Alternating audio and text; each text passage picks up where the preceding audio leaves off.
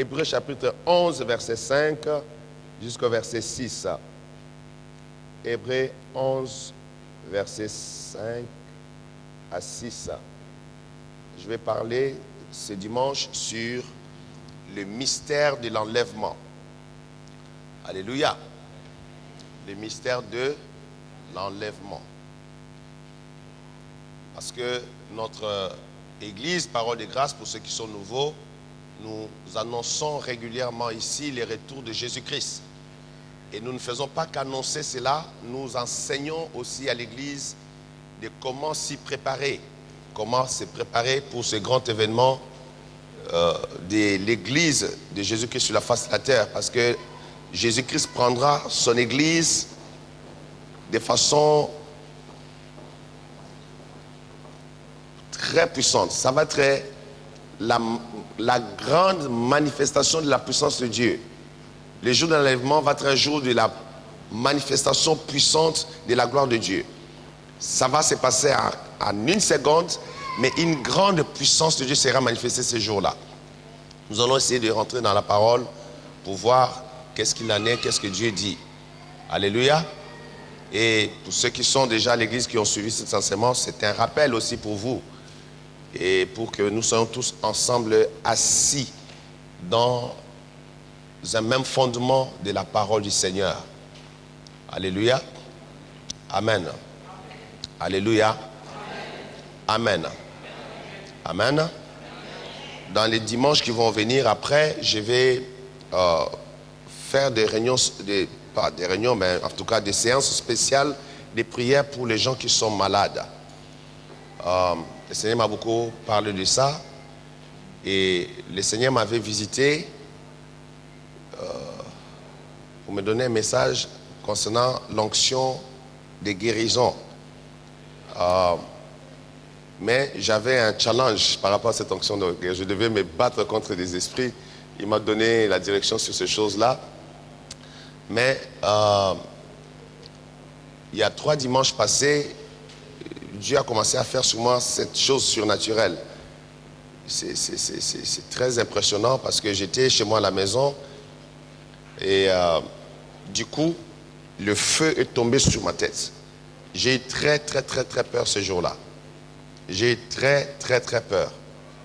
J'ai cherché comme ça là et le feu consumait tout mon être. Et de temps en temps, ce feu se réveille et ça fonctionne.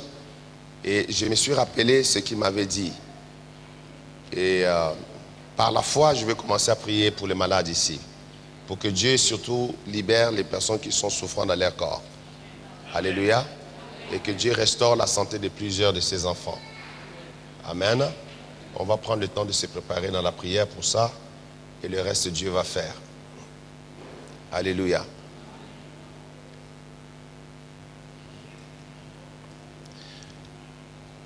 La Bible dit ceci. C'est par la foi qu'Enoch fut enlevé pour qu'il ne vit point la mort et qu'il ne parut plus parce que Dieu l'avait enlevé, car avant son enlèvement, il avait reçu le témoignage qu'il était agréable à Dieu. Or, sans la foi, il est impossible de lui être agréable, car il faut que celui qui s'approche de Dieu croie que Dieu existe et qu'il est le rémunérateur de ceux qui le cherchent. Amen. Courbons nos fronts, on va prier. Tendre Père, je glorifie ton Saint-Nom. J'exalte le nom de Jésus-Christ, le Seigneur et le Roi de ma vie. Le Dieu de mon espérance, le Dieu de mon salut. J'humilie mon cœur et mon âme devant toi, Majesté. Oindule ma tête et remplis ma bouche. Que je sois un simple tuyau dans ta main à cet instant, Père. Tu sais que je ne suis rien et que je ne vaux rien sans toi. Toute ma vie est entre tes mains, Seigneur. Fais-moi grâce, car ce peuple est précieux pour toi et ce peuple t'appartient et tu les as attirés à toi pour qu'ils héritent les royaumes des cieux, Père. Fais-moi grâce, Adonai. Fais-moi grâce, Seigneur Jésus-Christ. Fais-moi grâce, je te supplie, Seigneur. que je sois un simple instrument dans ta main pour que ce peuple voie ton royaume de gloire. Que ton peuple, Seigneur, hérite le royaume des cieux. Que tous ces enfants de Dieu qui croient en toi, qui invoquent ton nom, que par la puissance de ton Esprit Saint, que tu nous prépares tous pour ces grands jours du rendez-vous de l'enlèvement de l'Église de Jésus-Christ. Père éternel, mon Père, je t'ai toujours appelé mon Père. Tu m'as toujours appelé par mon prénom, Seigneur. Fais-nous grâce, que le Saint-Esprit soit avec moi, que le Saint-Esprit soit avec nous. Bénis cet instant, Père éternel. Que le sang de Jésus nous protège et nous garde. Que l'ange de l'Éternel soit au milieu de nous et qu'il accomplisse tes œuvres, Seigneur. Je prie que s'il y a une personne malade, que tu puisses la guérir au nom de Jésus-Christ. Que tu enlèves les souffrances dans la vie de ton peuple, Seigneur. Je prie qu'à cet instant, le ciel soit ouvert et que le Saint-Esprit travaille dans le cœur de chacun de nous. Que ton nom soit glorifié, sanctifié, mon Père et mon Dieu. Au nom de Jésus-Christ, j'ai ainsi prié. Amen. Nous allons nous asseoir.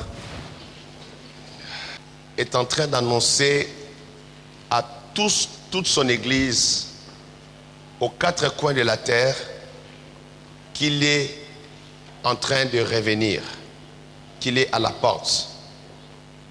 Alléluia. Chaque jour qui passe, tous les grands prophètes de Dieu qui sont sur la terre, il n'y en a pas beaucoup, et que Dieu amène devant son trône au ciel, et que Dieu ramène avec des messages, tous ces serviteurs, ces prophètes, d'autres prophétesses de Dieu, ne cessent d'annoncer à répétition que le Seigneur Jésus-Christ revient bientôt et que l'enlèvement de l'Église peut avoir lieu à n'importe quel moment. Alléluia. L'enlèvement de l'Église peut avoir lieu à n'importe quel moment et que l'enlèvement de l'Église, c'est l'aboutissement de toutes les promesses dans nos vies. Toutes ces promesses que nous avons, le point culminant de ces promesses, la grande satisfaction que nous aurons pour voir Dieu nous bénir et accomplir ses promesses, c'est le jour de l'enlèvement.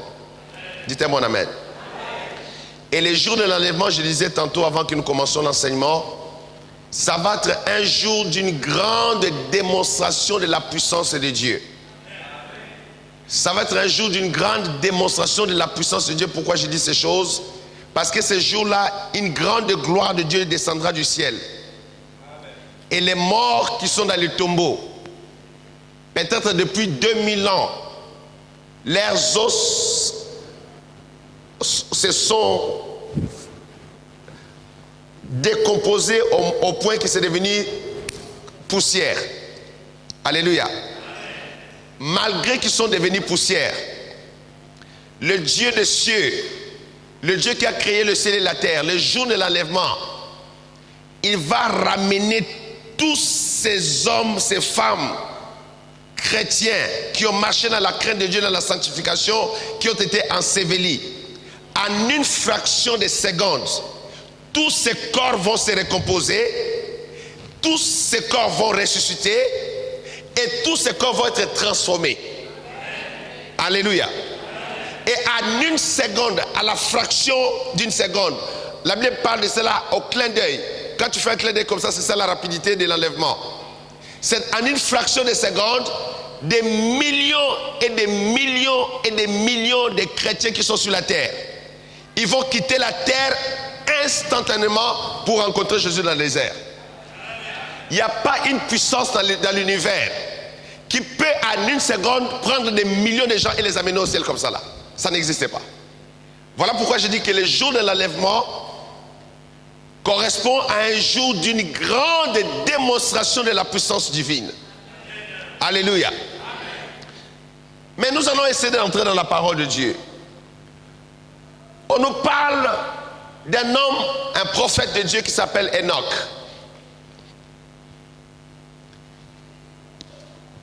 La Bible dit que c'est par la foi qu'Enoch fut enlevé pour qu'il ne vit point la mort. Et qu'il ne parut plus parce que Dieu l'avait enlevé, car avant son enlèvement, il avait reçu le témoignage qu'il était agréable à Dieu. Alléluia. Donc cet homme Enoch est le premier être humain sur la face de la terre qui a expérimenté l'enlèvement sans passer par la mort. Dites un bon amen. Voilà la raison pour laquelle je vous ai amené à ce texte ici-là. Il est le premier être humain sur la face de la terre à expérimenter l'enlèvement. Parce que les gens peuvent se dire, mais c'est quoi l'enlèvement? Comment ça peut se passer? Non. Il y a déjà eu un homme dans la Bible qui s'appelle Enoch, qui a vécu sur cette terre, qui est arrivé jusqu'à 365 ans, sans connaître la mort. Dieu l'a enlevé de la terre, Dieu l'a amené au ciel, sans qu'il passe par la mort. C'est ça le mystère de l'enlèvement. C'est-à-dire que le jour de l'enlèvement, tous les chrétiens qui seront vivants ce jour-là, qui vivent dans la sanctification, dans la crainte de Dieu, ces chrétiens seront transformés en une seconde, sans passer par la mort, ils vont être enlevés au ciel. Dites à moi amen. C'est ça le grand rendez-vous du christianisme. C'est la raison principale de notre foi. Si nous sommes des chrétiens, si nous avons donné notre vie à Jésus-Christ, si nous avons quitté le monde, nous avons abandonné le monde du péché, nous avons accepté de commencer à lire la Bible, de commencer à prier, d'appartenir à une assemblée, une église et de commencer à suivre la parole de Dieu, c'est pour ces jours ici-là.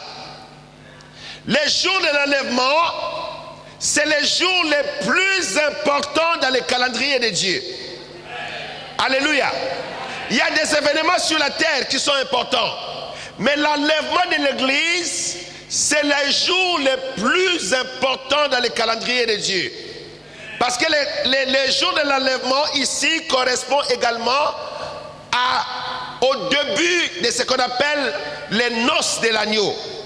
Parce que l'église va être enlevée en tant qu'épouse de Jésus-Christ pour rencontrer Jésus-Christ dans les airs, afin que les noces de l'agneau de Dieu, les noces du Seigneur Jésus-Christ commencent dans le ciel. Alléluia. Dites un bon amen. C'est très important que l'église puisse connaître cela. Alors, ici la Bible dit que c'est par la foi qu'Enoch fut enlevé pour qu'il ne vit point la mort. Il fut enlevé pour qu'il ne voie pas la mort. Or, nous avons vu ça dimanche passé, quand Adam et Ève ont désobéi à Dieu, Dieu leur a dit, les jours que tu mangeras de ces fruits, tu mourras certainement. La mort est rentrée dans la race humaine.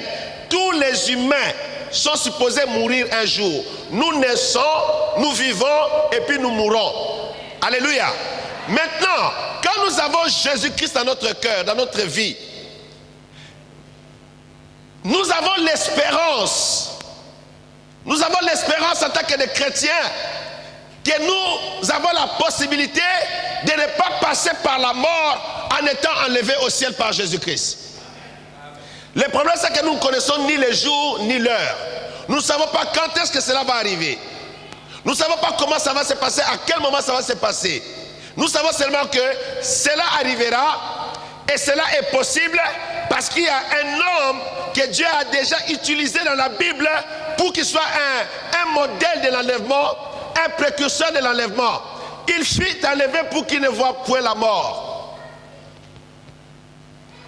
Et qu'il ne parut plus parce que Dieu l'avait enlevé, car avant son enlèvement, il a reçu le témoignage qu'il était agréable à Dieu. Suivez-moi mes amis.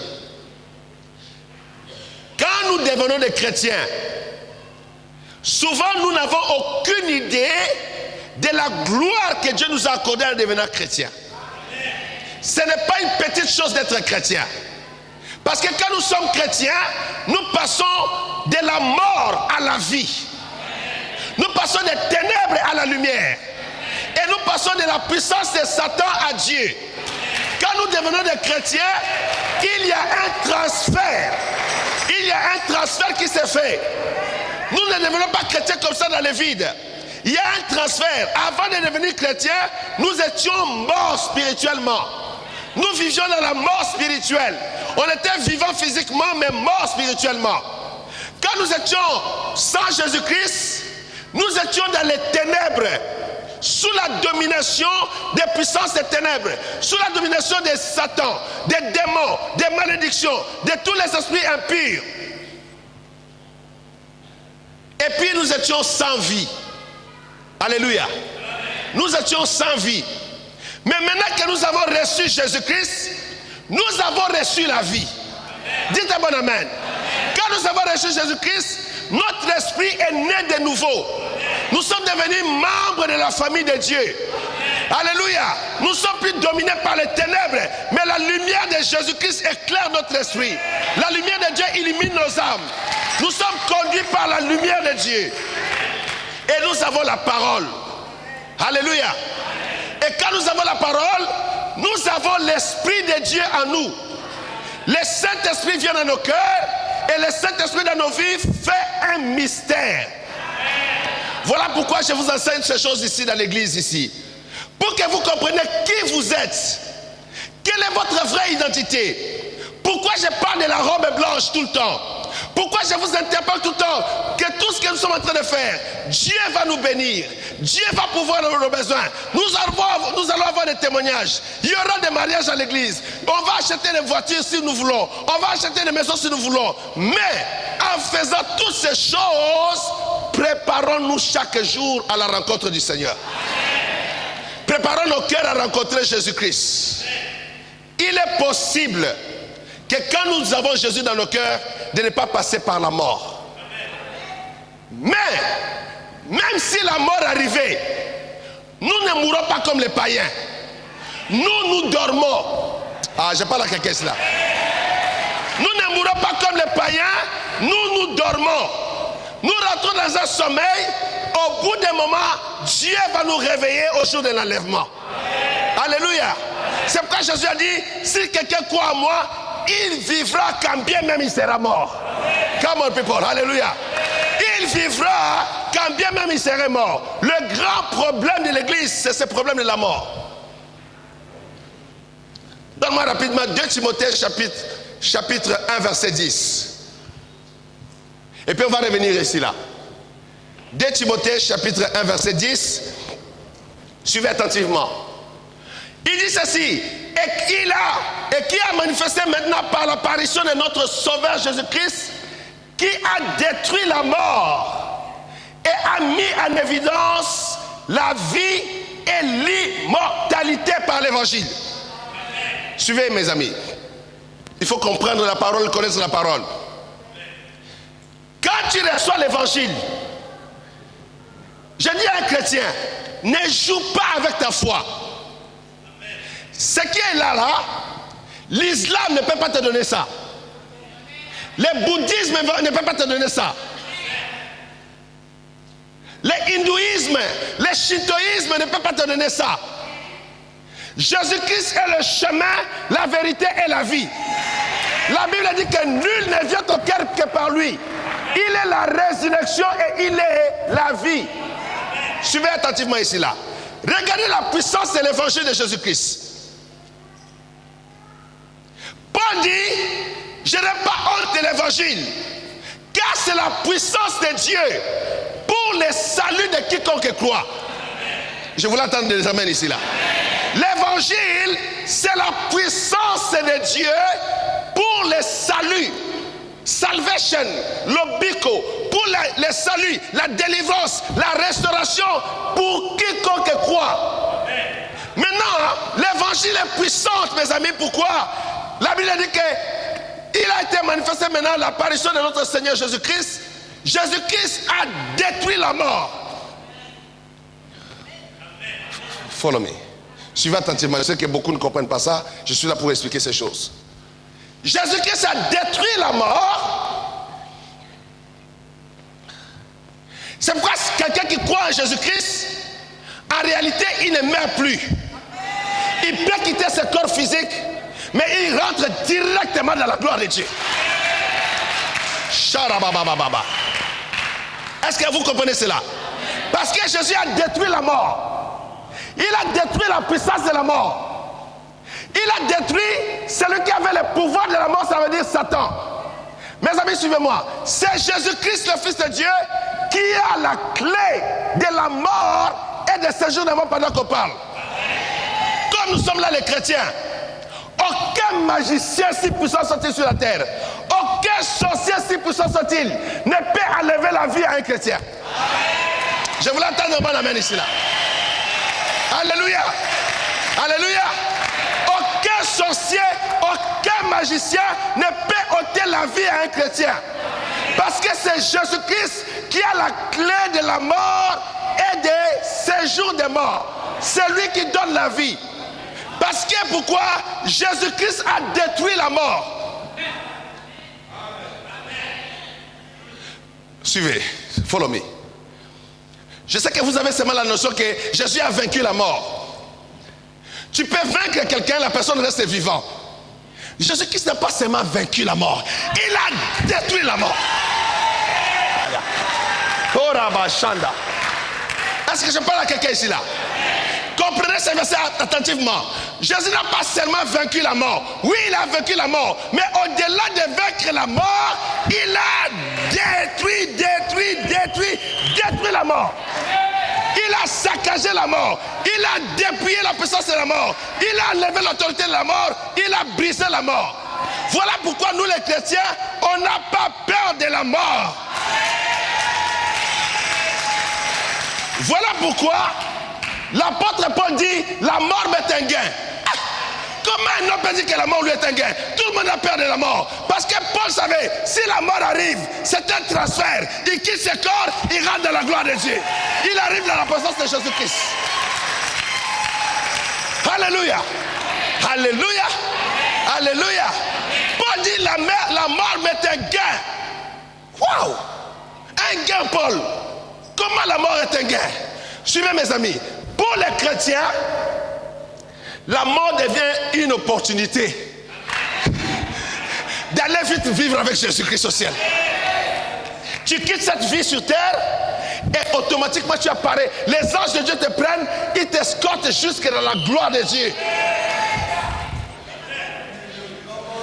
Tu quittes le naturel, tu rentres dans le surnaturel. Alléluia. Tu quittes le physique, tu rentres dans le spirituel. J'ai dit à un chrétien ce matin, Jésus a détruit la mort. Il a détruit la mort, mes amis. L'enlèvement, c'est un mystère puissant de Dieu. Il y a une combinaison de mystères de Dieu, il y a une combinaison de la sagesse de Dieu. Les gens n'ont pas compris pourquoi Jésus-Christ est mort. Le Fils de Dieu est allé jusqu'à la croix. Quand on parle de Jésus-Christ, mes amis, on parle du lion de la tribu de Juda. On parle du roi des rois, le Seigneur des seigneurs, celui qui a tout pouvoir dans sa main puissante, celui qui gère l'univers visible et invisible, my God. Shamotokora mata sharabaskara maya. Rosontokora. Il a détruit la mort. C'est pourquoi dans le livre de Corinthiens on dit, oh mort, où est ton aiguillon? Oh mort, où est ta force? La mort a été engloutie dans la victoire.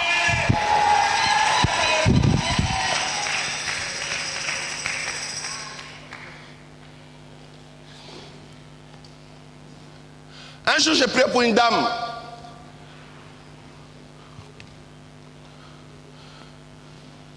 Et puis sa jambe est paralysée.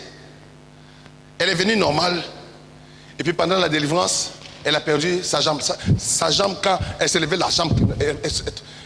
J'ai regardé, j'ai dit, mais c'est quoi cette histoire ici là? Elle commence à pleurer. Elle me regarde et dit, pasteur, ma jambe. C'est comme si je lui ai coupé sa jambe. J'ai dit, mais Seigneur, ça c'est quelle affaire encore ici là? Mes amis, l'autre jambe a toute sa force, l'autre jambe est morte. Il n'y a plus de vie. C'était comme s'il n'y a plus d'os dans la jambe. Quand elle faisait comme ça, mes amis, la jambe rentre dans... Je dis, mais ça c'est quel mystère ça? Je me suis rappelé de Jésus-Christ. J'ai dit, esprit des morts ou des paralysies, je t'en donne au nom de Jésus-Christ. Sors de cette jambe. Et je dis que la vie revient dans ce corps. Quand j'ai pris autorité au nom de Jésus, la jambe est revenue, boum, elle s'est mise debout, elle a commencé à marcher. Alléluia, mes amis. Alléluia. Alléluia. Ne craignez rien. Si Jésus a détruit la mort, la maladie n'est rien contre la mort. Par rapport à la maladie, rien. Ordonne à la maladie de quitter. Cela obéira parce que Jésus a vaincu la mort.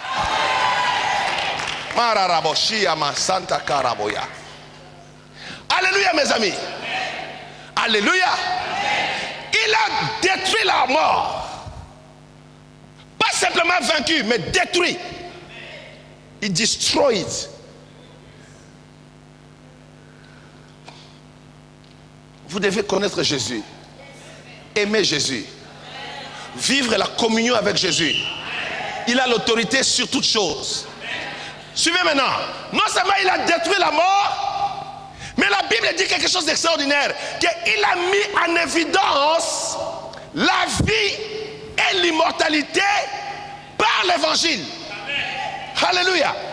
Quand nous écoutons l'évangile, dans l'évangile que nous écoutons, il y a la vie et puis il y a l'immortalité. Dites un bon amen.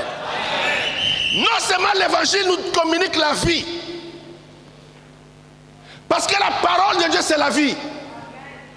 Parce qu'au commencement était la parole. La parole était avec Dieu, la parole était Dieu, et rien de ce qui a été fait n'a été fait sans elle, car en elle était la vie. La vie est dans la parole. L'évangile donne la vie. Mais au-delà de cela, mes amis, l'évangile amène le mystère de l'immortalité. Quelqu'un dit un bon amen. Quand tu reçois l'évangile, tu reçois double chose. Ces deux choses te préparent à l'enlèvement. Tu reçois la vie et tu reçois l'immortalité. C'est-à-dire, tu reçois la vie et la capacité de vivre éternellement. Oh, come on people. Tu reçois la capacité de ne pas mourir.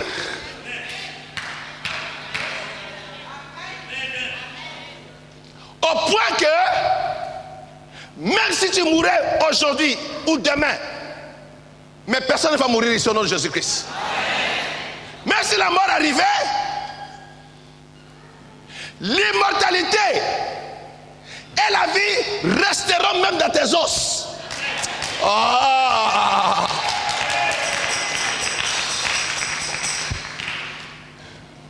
Il y a des gens en Israël, ils allaient enterrer leurs frères. Ils arrivent au cimetière, il y a une embuscade des camps ennemis. Les ennemis arrivent pour les attaquer. Ils n'avaient pas le choix, ils devaient se sauver. Et en se sauvant, ils jettent les cadavres pour sauver leur peau. En jetant les cadavres tombent sur les ossements du prophète Élisée. Le contact du cadavre avec les ossements d'Élisée, les cadavres ressuscitent. Marababa Shandarababaya. Matakara Rokoshindarabaya. Comment est-il possible, un prophète de temps ancien qui est mort et que ses ossements ont péri, sont desséchés, mais il y a encore la puissance de la résurrection dedans? Alléluia, mes amis. Alléluia. Pourquoi, mes amis? Quand nous recevons l'évangile, nous recevons la vie et l'immortalité. Jésus-Christ a mis en évidence. Il a rendu ça évident que quand quelqu'un croit à l'évangile, non seulement la vie rentre en lui, mais l'immortalité rentre. Comme nous sommes là en tant que chrétiens, nous sommes des immortels. Alléluia. Alléluia. Nous mourrons, mais nous ne mourrons pas. Jésus a dit, quiconque croit vivra quand bien même il sera mort. Ça c'est quelle phrase ça? Il vivra quand bien même il sera mort. Pourquoi ce mystère-là? Ça nous prépare au jour de l'enlèvement de l'église. Ça nous prépare au changement qui doit rentrer dans notre existence les jours que Jésus-Christ va arriver.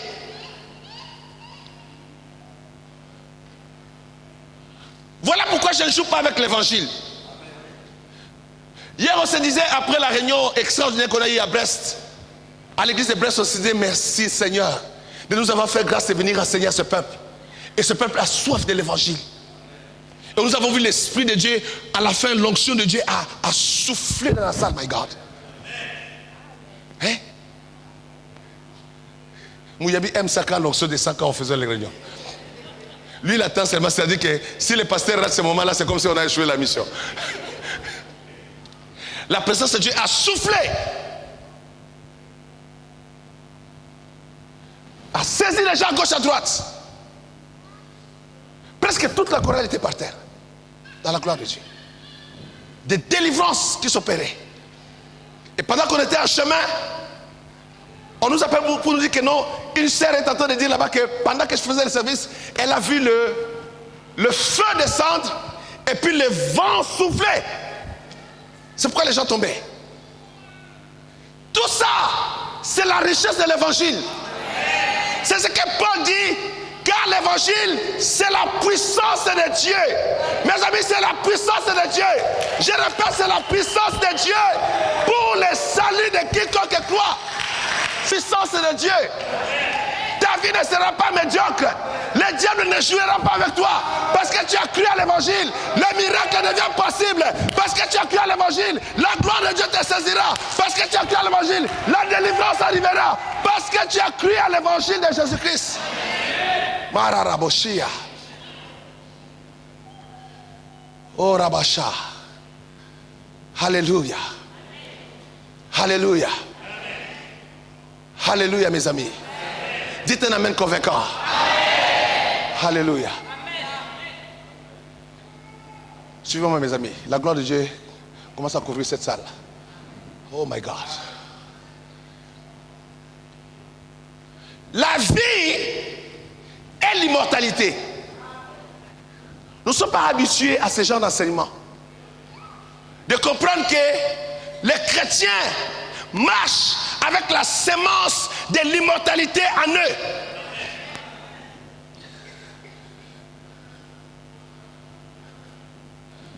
Donne-moi 1 Corinthiens 15, à partir du verset 50, rapidement. 1 Corinthiens 15, à partir du verset 50.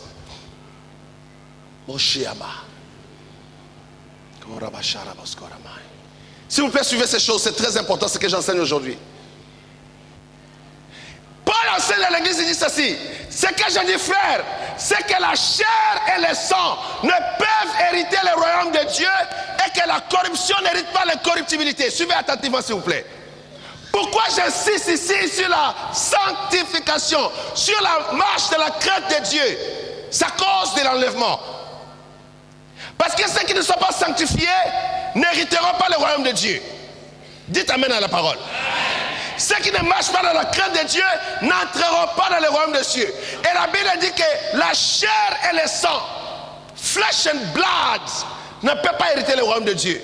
Et que la corruption n'hérite pas l'incorruptibilité. La corruption ne peut pas hériter la corruptibilité. C'est pourquoi je dis ceci: à cause de l'enlèvement de l'église, à cause de ce que nous serons unis au Messie, nous allons nous unir au Messie. Nous sommes fiancés au Messie. Bientôt ça va être les noces de l'agneau. Nous allons nous marier au Messie. Le Messie est incorruptible. Le Messie est sans. Le Messie vit dans la pureté totale, dans la sainteté totale.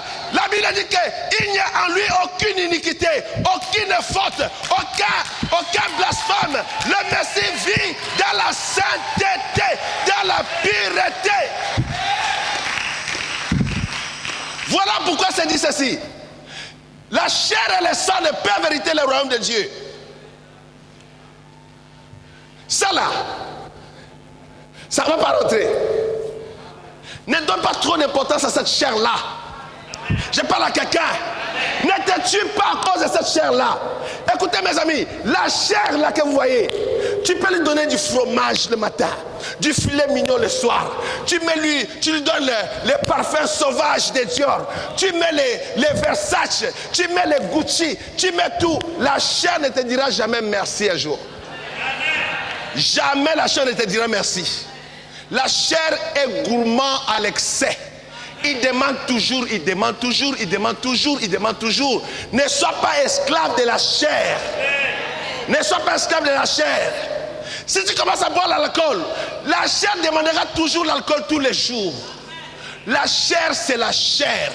La chair, c'est le monde de la corruption. La chair ne dit jamais merci. Même le jour que tu vas mourir, la chair va commencer à pourrir. Oh mes amis, ne donne pas avantage à la chair, mais donne avantage à ton esprit, à ta communion avec Dieu, à tes relations avec Jésus-Christ. Quelqu'un dit bon amen. La chair et le sang ne peuvent hériter le royaume de Dieu, et que la corruption n'hérite pas l'incorruptibilité. Voilà pourquoi j'enseigne ces choses. Il me dit, mais parce que Jacques n'a pas d'autre message, hein? Il prend seulement ces choses-là, il se répète aussi. C'est vital. Je sais. Je connais la bénédiction qu'il y a derrière ça. Juste en vous prêchant ici ces choses, il y a trop de témoignages ici. Il y a trop de témoignages. On ne manque de rien ici. Combien de gens sont guéris dans cette église? Restaurés, bénis.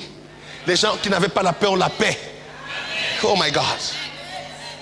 Des situations qui étaient compliquées sont débloquées par la main de Dieu. Alléluia. Alléluia. Mais la Bible dit ceci. Donne-moi le prochain verset, mon fils. Voici, je vous dis un mystère. Paul dit à l'église de Corinthe. L'église de Corinthe est à quelques kilomètres d'ici.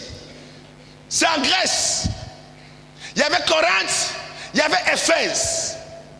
En Grèce. C'était des églises piliers ici en Europe. Des églises solidement établies par les enseignements des apôtres. Et ces églises qui sont établies par l'enseignement des apôtres recevaient ces enseignements ici-là. Je ne suis pas en dehors de l'enseignement apostolique. J'ai fait l'effort de rester dans l'enseignement apostolique pour que vos foi ne soient pas sur les sables, mais sur les rocs de la révélation de Dieu. Alléluia. Écoutez ce que Paul dit. Voici, je vous dis un mystère. Nous ne mourrons pas tous. Nous ne mourrons pas tous. Nous ne mourrons pas tous. Nous ne mourrons pas tous, mes amis. Parce qu'il y a l'enlèvement de l'église. Parce que Jésus a mis en évidence la vie et l'immortalité au travers de l'évangile que nous avons accepté. Et Paul dit, je vous dis un mystère, nous ne mourrons pas tous, mais tous, alléluia, nous serons changés. Alléluia. Le jour de l'enlèvement, c'est un jour de changement. C'est un jour de changement, mes amis. Ce jour-là, ce corps-là qui me fatigue sera changé à un corps de gloire. Ce corps-là qui me meurtrit dans les maladies, dans les soucis, ce jour-là, il y aura un changement. Mais je parle d'un changement éternel. Je serai changé éternellement. Je serai changé pour toujours. Alléluia, mes amis. Nous serons changés. Donne-moi le prochain verset. Come on. En un instant. Le changement arrivera comme ça là. Même ce que je viens de faire, c'est trop long. C'est comme ça. Fais un clin d'œil. Ah, Paul l'a fait. Fais encore un clin d'œil. Voilà. Tu vois la rapidité. Fais un clin d'œil. Fais un clin d'œil. Voilà.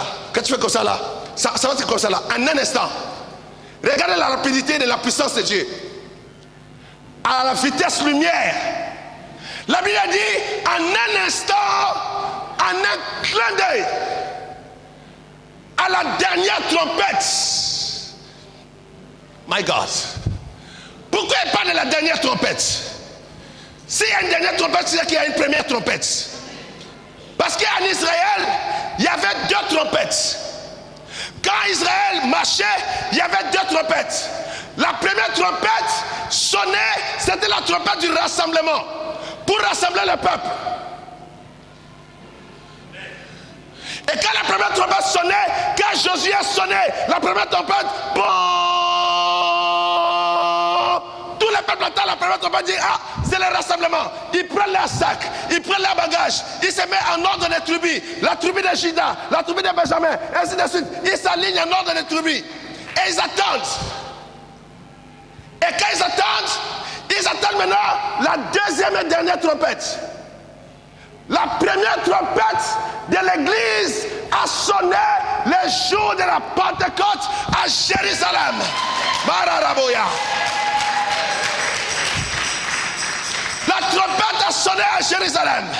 La trompette a sonné pour le rassemblement de ceux qui doivent hériter le royaume de Dieu, de ceux qui vont participer aux noces de l'agneau, mes amis.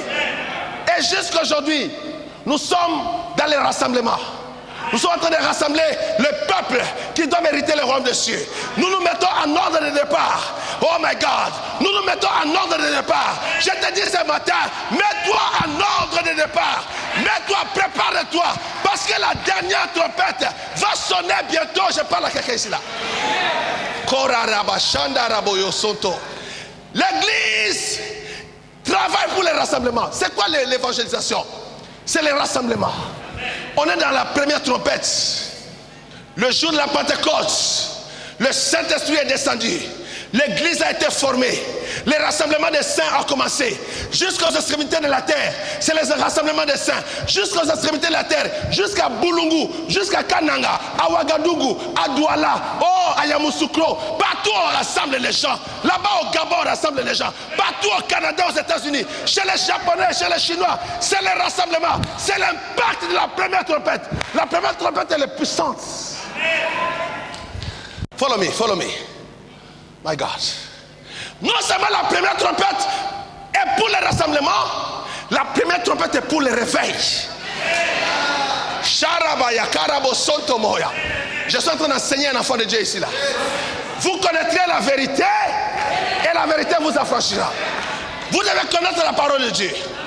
La première trompette c'est pour le rassemblement, mais la première trompette c'est aussi pour le réveil. Ceux qui dormaient, quand ils attendent, ils se réveillent. Ils prennent leur bagage et ils se mettent en ordre de départ pour attendre la dernière trompette. Le son de la première trompette est différent du son de la dernière trompette. Alléluia. Alléluia. Alléluia. Alléluia. Alléluia. Alléluia. Oh Rabasharabasanta. La première trompette a l'autorité. Follow me. A l'autorité et la puissance. Non seulement de rassembler les gens. Qu'est-ce que la première trompette fait? Les gens sortent des ténèbres. Les gens qui étaient dans l'occultisme sortent de l'occultisme. Les gens qui étaient dans la sorcellerie sortent de la sorcellerie. Les gens qui étaient dans la prostitution sortent de la prostitution. Les alcooliques abandonnent l'alcool. Alléluia. Ceux qui fument les chambres arrêtent de fumer les chambres. Les délinquants arrêtent la délinquance. La première trompette, mes amis, a la puissance et l'autorité.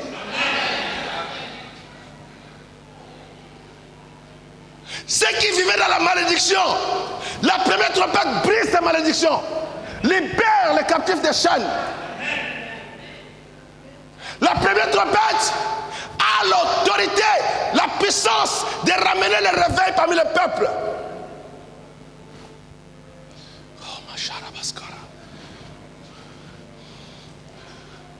La première trompette, troisièmement, a l'autorité et la capacité de révéler Jésus-Christ aux nations de la terre.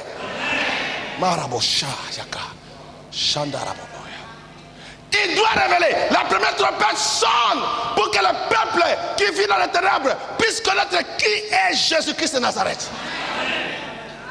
Les gens prêchent n'importe quoi, excusez-moi. Les gens perdent aux enfants de Dieu leur temps dans les églises. Ils tiennent des discours qui ne tiennent pas debout. On les enseigne le peuple sur les choses qui concernent leur éternité. Ils les embrouillent dans des messages corrompus par le diable lui-même. Ils sont serviteurs de l'ennemi parce qu'ils ne craignent pas Dieu. Ils ne s'humilient pas pour chercher la face de Dieu. La première trompette a la puissance, l'autorité, la gloire de révéler Jésus-Christ pour que le peuple voit, ah, c'est lui le Messie, c'est lui le Fils de Dieu, c'est lui l'agneau de Dieu qui a été immolé à la croix de Golgotha. Je parle à quelqu'un ce matin.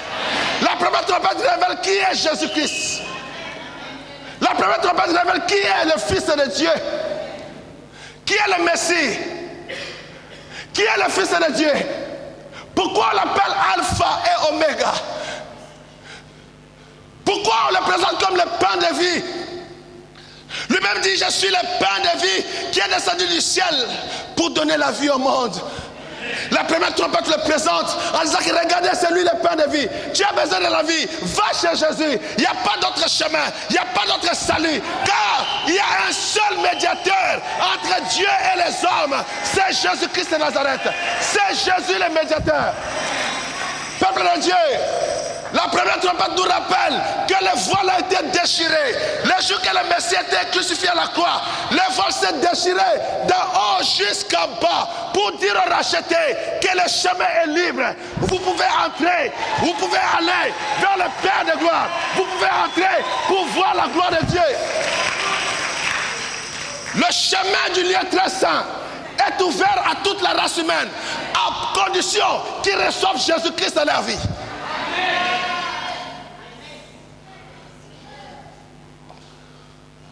Le chemin qui conduit à la vie éternelle, le chemin qui conduit au trône de Dieu le Père, a été inauguré par la mort de Jésus-Christ.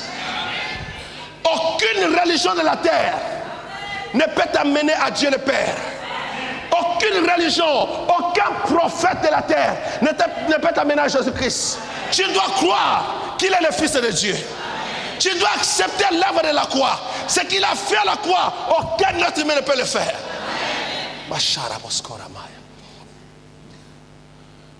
La première trompette révèle Christ, a le pouvoir de rassemblement, a le pouvoir de libérer les captifs, de guérir les gens. Mais surtout, la première trompette révèle Jésus-Christ au peuple et aux nations de la terre. Nous sommes dans le temps des nations. Et le temps des nations, je vous dis malheureusement, est arrivé à la fin. Le temps des nations correspond au temps de la grâce. N'oubliez pas, l'apôtre Paul enseigne à l'église que nous sommes comme l'olivier sauvage greffé sur l'olivier franc. On nous a simplement greffé pour que nous recevions la même sève, la même grâce, la même nourriture qu'Israël, la même bénédiction qu'Israël, que nous puissions partager par le tronc les mêmes ancêtres, les mêmes prophètes qu'eux. Ça, c'est le travail de la première trompette. Mais le jour de l'enlèvement, mes amis, c'est la deuxième et dernière trompette. La dernière trompette. Cette dernière trompette a la puissance de la résurrection et de la transformation de ceux qui sont vivants sur la terre. C'est la trompette du départ. Si tu rates cette trompette ici, tu es fini. Il n'y a pas d'aide, on ne peut pas t'aider. J'enseigne ces choses ici. Et je crois dans mon cœur que vous appréciez, que vous allez comprendre ces mystères et surtout vous mettre en position de départ. Alignez vos vies en position de départ parce que l'enlèvement est imminent.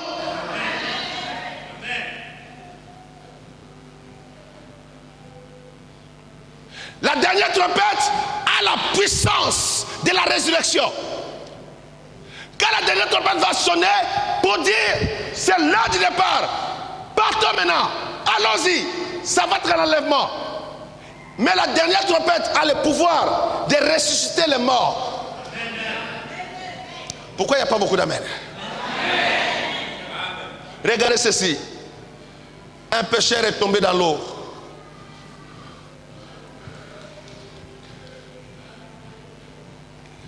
Il est mort dans l'eau. Le requin est venu, il a mangé ses pécheurs, il a mangé tout son corps, toute sa chair. Et puis le requin est mort. Après avoir mangé la chair de cet homme, et les autres poissons aussi sont venus manger la chair de ces requins qui a mangé l'homme qui était mort. Mais ce Dieu a le pouvoir de sortir cet homme qui était mangé. Non, je ne sais pas si quelqu'un a compris cela.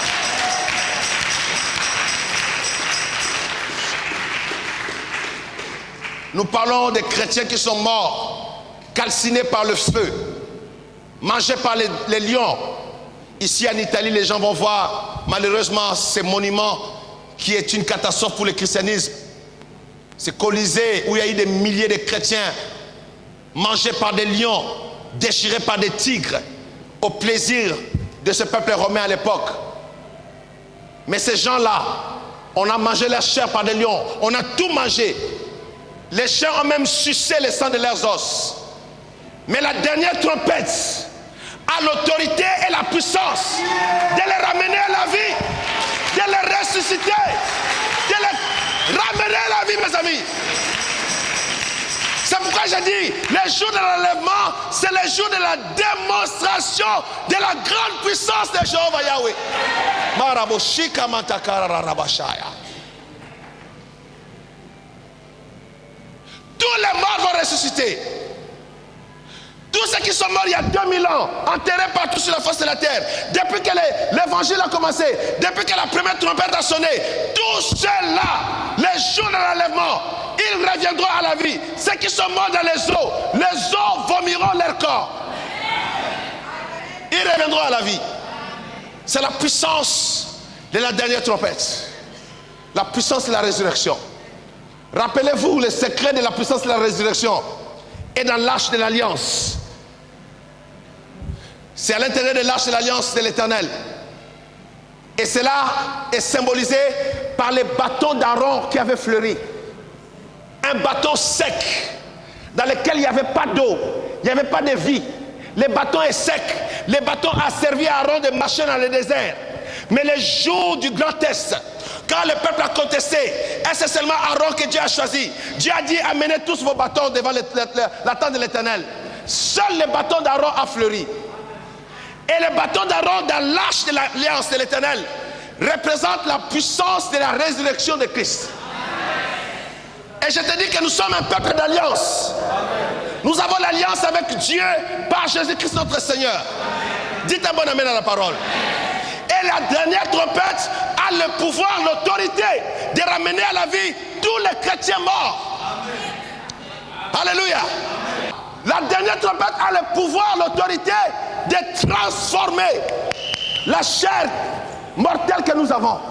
Nous les chrétiens qui sommes vivants, si la dernière trompette sonne maintenant, pia, notre corps va être transformé à la seconde. Le changement là, mes amis, l'autorité de ce changement réside dans la révélation de cette dernière trompette. C'est pourquoi il est écrit, en un instant, en un clin d'œil, à la dernière trompette, la trompette sonnera et les morts ressusciteront incorruptibles. Et nous serons changés. Quelqu'un crie Alléluia. Oh, criez Alléluia à la parole, mes amis. Moraba, Shakamaya. Ça, c'est la bénédiction de l'église ici, mes amis. L'autorité de cette trompette, quand ça va sonner, les morts ressusciteront incorruptibles. Regardez, mes amis. Il y a des chrétiens qui sont aveugles pendant que nous sommes là. Il est aveugle, mais le chrétien, il est baptisé, il est rempli du Saint-Esprit, mais Dieu ne permet pas que ses yeux voient. S'il meurt physiquement, il s'endort. Les jours de la dernière trompette, quand il va ressusciter, ses deux yeux vont voir la gloire de Dieu. Il ne ressuscitera pas aveugle. Si quelqu'un meurt, on lui a déjà coupé la jambe ou bien coupé les bras. À la résurrection, my God, les jours de la dernière trompette, les jours de l'enlèvement, quand les chrétiens là qui sont morts amputés, quand ils vont ressusciter avec tous leurs membres en place. C'est un jour de grands miracles, mes amis. Je dis que c'est un jour de grands miracles. C'est un jour de grands prodiges. C'est un jour de la glorification de l'église. L'église sera glorifiée. L'église sera élevée ce jour-là. Oh maman. La honte disparaîtra. Les soucis vont disparaître. L'humiliation va quitter l'église. Et nous serons changés. Maraboboya, Sharaboskora. Sharaboskora Mataya. La gloire de Dieu est ici, mes amis. Suivez-moi. Et nous serons changés. Suivez-moi. Suivez-moi. La gloire de Dieu dans la salle. Pendant que je parle, il y a une forte onction qui descend de la salle. Regardez vers moi, s'il vous plaît. Ce changement ici-là, je vais expliquer ça à l'église. Suivez-moi, s'il vous plaît. Les changements ici, vous devez comprendre ceci. Quand un vieux de 90 ans qui est chrétien, il meurt aujourd'hui, et puis on enterre son corps, les anges de Dieu prennent son esprit, il l'amène au ciel devant Dieu. Si Dieu te fait grâce, il te prend pour visiter le ciel, que tu rencontres ce vieux qui est sur la terre avec 90 ans, tu vas voir un homme d'un âge de 18 ans. Je ne sais pas qui je parle. Non, je ne sais pas qui j'enseigne ces choses ici-là. Tu ne verras pas un vieux de 90 ans au ciel. Au ciel, il y a un mystère. Tout le monde est jeune au ciel. Si tu vois Abraham, tu verras papa Abraham dans sa jeunesse. Il ne sera pas un vieux monsieur de 90 ans, de 120 ans. Le changement qui sera là, le changement qui aura lieu là, c'est un changement de miracle. Les gens qui ont des rides, il n'y aura plus les rides sur vos visages.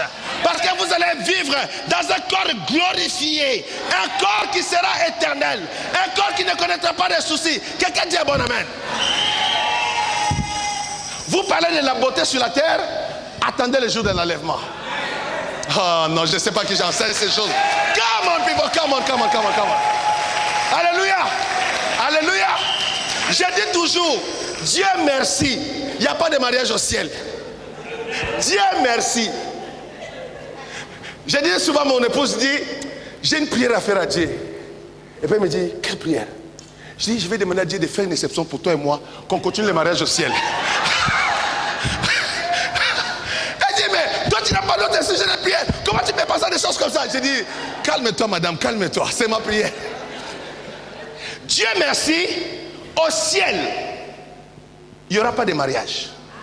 Parce que les beautés qu'il y aura là-bas, excusez-moi, pardonnez-moi mes amis, tu me vois le visage froissé aujourd'hui, vois-moi au ciel après l'enlèvement.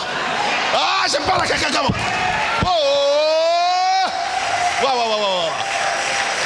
Nous serons changés. Dis à tes voisins, nous serons changés. Nous serons transformés. Dis, la honte quittera mon corps. Je serai glorifié, je serai glorifié, je serai glorifié au jour de l'enlèvement. Je serai glorifié dans la présence de l'Éternel. Je dis à l'église, le jour de l'enlèvement, c'est le jour de la glorification des saints. Oh, dites un bon amen, mes amis. Wow. Donne-moi le prochain verset, mes amis. Le temps court, je n'ai même pas enseigné la moitié. Parce qu'il dit ceci, car il faut, c'est conditionnel, c'est obligatoire. Il faut que ce corps corruptible revête l'incorruptibilité et que ce corps mortel revête l'immortalité. Voilà pourquoi Jésus a mis la vie et l'immortalité en évidence au travers de l'évangile. C'est en préparation de l'enlèvement. La vie et l'immortalité sont mis en évidence dans l'évangile. Vous devez comprendre cela. C'est pourquoi ne jouez pas avec votre vie chrétienne.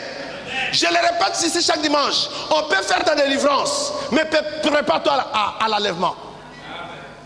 Tu peux ne pas être riche sur la terre, mais prépare-toi à l'enlèvement. Tu peux être riche sur la terre, mais prépare-toi à l'enlèvement. C'est l'aboutissement de notre foi chrétienne. Dites un bon amen. Regarde ceci. Il faut... On ne peut pas échapper à cela. Il faut que tu sois pasteur ou pas, tous les chrétiens, tous les enfants de Dieu, il faut que le corps corruptible revêt l'incorruptibilité et que ce corps mortel revêt l'immortalité. Donne-moi le prochain verset. Lorsque ce corps corruptible aura revêtu l'incorruptibilité et que ce corps mortel aura revêtu l'immortalité, alors s'accomplira la parole qui est écrite: la mort a été engloutie dans la victoire. Est-ce qu'on peut acclamer la parole de Dieu ici là? Merci Jésus-Christ. La mort a été engloutie dans la victoire. Oh mort, où est ton aiguillon? Oh mort, où est ta force? La gloire de l'Église, c'est de se préparer à cet événement. C'est de savoir que je dois vivre la parole de Dieu. La vie et l'immortalité, c'est dans la parole. Si je rejette la parole, c'est fini. Tout est dans la parole. Si tu rejettes l'évangile, c'est fini. Dieu ne peut rien parce qu'on a mis tout dans la parole. La vie et l'immortalité dans la parole. Et tout cela, c'est pour nous préparer à ces grands jours, au grand rendez-vous des saints. Mes amis, oh,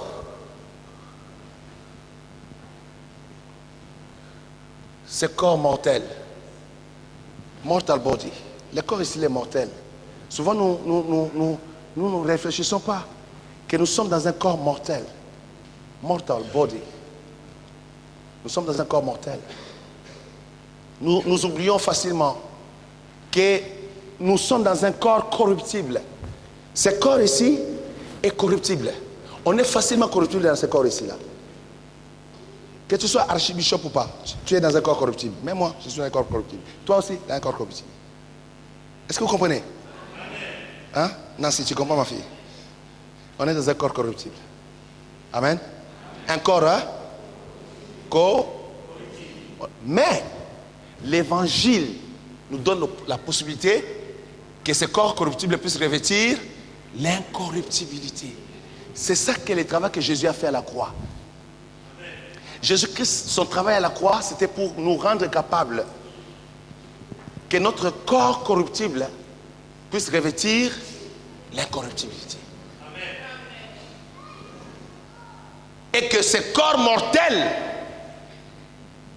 il a dit à Adam, tu es poussière. Tu es poussière, mfututu. Hein, maman Nicole? Mfututu, hein? Ngeke mfututu, ngeta futuka na mfututu. Mpututu, mpututu, ngeke mpututu. Ngeta futuka na mpututu. C'est comme ça, non? En Congo. Mpututu, na mpututu. Poussière, poussière. Dust to dust. Peu importe la langue, c'est la même chose. Tu es poussière, tu retournes à poussière. C'est ce corps-là. Ce n'est pas ton esprit. Follow me. C'est ce corps, ce n'est pas l'esprit. Ce qui est poussière, c'est la chair. C'est pourquoi c'est écrit que la chair et le sang n'hériteront pas là-bas. Parce que c'est poussière. Ça doit retourner à la poussière. Pututu, pututu, pututu. Pututu na pututu. Pututu na pututu. Poussière na poussière. Et ce qui est mortel,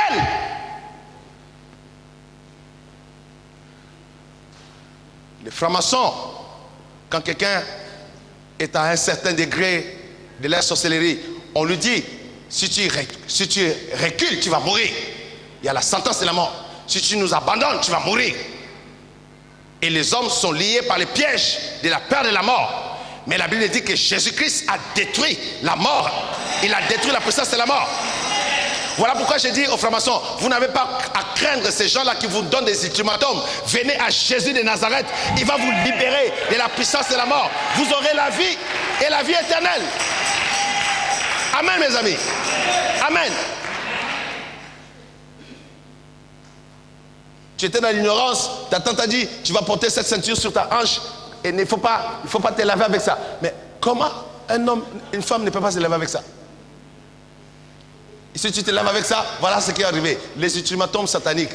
Jésus-Christ a détruit les œuvres des ténèbres pour que nous ayons la vie.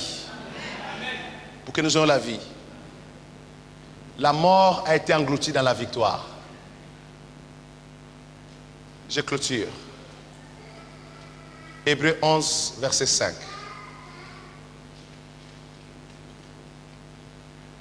C'est par la foi qu'Enoch fut enlevé. Cet Enoch ici, j'ai déjà enseigné à l'église, comme Enoch, par la foi. Or, la foi vient de ce qu'on entend. Et ce qu'on entend vient de la parole de Dieu. Il a simplement entendu la voix de Dieu.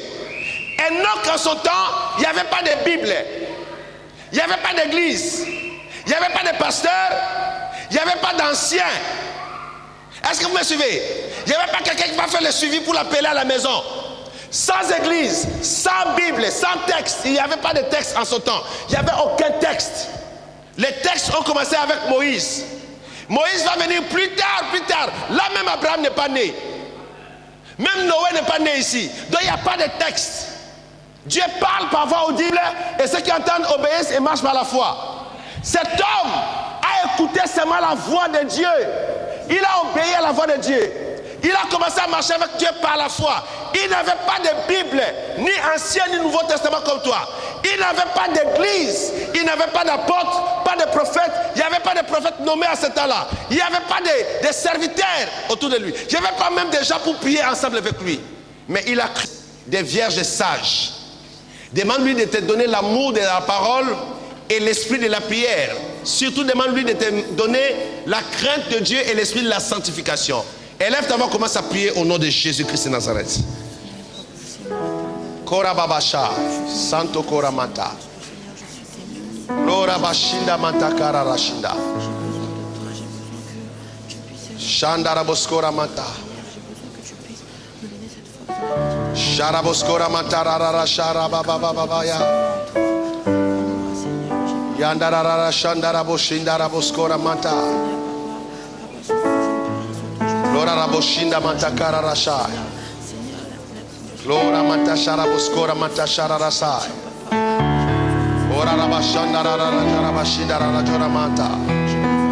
Yandara rajora mata kara rajora bashinda raboskora mata rajora mai.